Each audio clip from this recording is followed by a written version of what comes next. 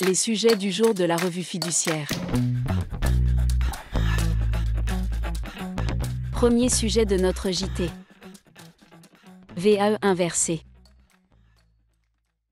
Jusqu'au 28 février 2026, les entreprises peuvent s'engager dans l'expérimentation de la validation des acquis de l'expérience inversée.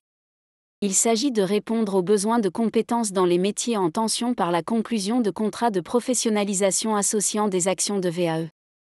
Le ministère du Travail a publié un question-réponse dans lequel il précise les modalités de candidature et de mise en œuvre de ce dispositif. Pour en bénéficier, il faut répondre à l'appel à projet lancé par le ministère du Travail et déposer son dossier de candidature auprès de la DGEFP.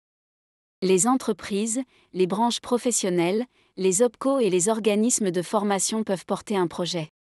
Celui-ci peut concerner une entreprise, un métier, un secteur professionnel, une zone géographique. Le contrat de professionnalisation peut être conclu avec toute personne âgée de 16 ans révolus et plus. Il peut s'agir d'un salarié en CDI dans l'entreprise sous réserve de conclure un avenant permettant la mise en œuvre d'un contrat de professionnalisation avec des actions de VAE. Pour rappel, chaque parcours professionnel mis en œuvre dans le cadre d'un projet sélectionné est financé par l'OPCO dans la limite globale d'un montant de 9 000 € par an et par parcours.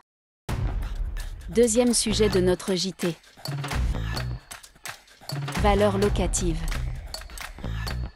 Les biens autres, que les locaux professionnels, font l'objet d'une revalorisation forfaitaire annuelle. La revalorisation pour l'année N est calculée à partir de la différence de valeur de l'indice des prix à la consommation des mois de novembre N-2 et N-1.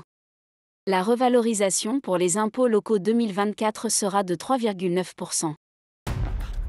Troisième sujet de notre JT. Droit de préemption du locataire commercial. En cas de vente des locaux loués, le locataire commerçant ou artisan dispose d'un droit de préemption. Il est prioritaire pour acheter le local au prix et conditions qui lui ont été notifiés par le propriétaire. Mais ce droit de préférence est exclu en cas de vente faite d'autorité de justice. La Cour de cassation l'a récemment affirmé.